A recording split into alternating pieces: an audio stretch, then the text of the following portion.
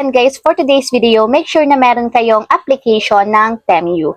So pagka-download guys, i-open lang natin yung app. And dito sa pinakang homepage, pumunta lang tayo dito sa You. Tap nyo lang guys.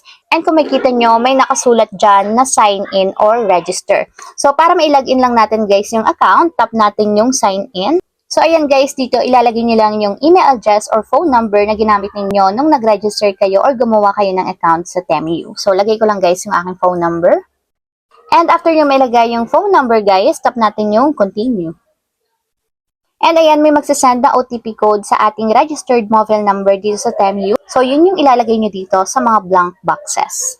So wait nyo lang guys yung OTP code.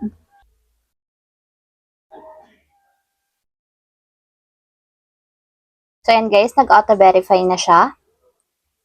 So allow lang natin. And refresh. And ayan guys, kung makikita nyo, nakalagin na yung aking account dito sa Temu. So ayun lang guys, ganun lang kasimple kung paano nga ba mag-login sa Temu app.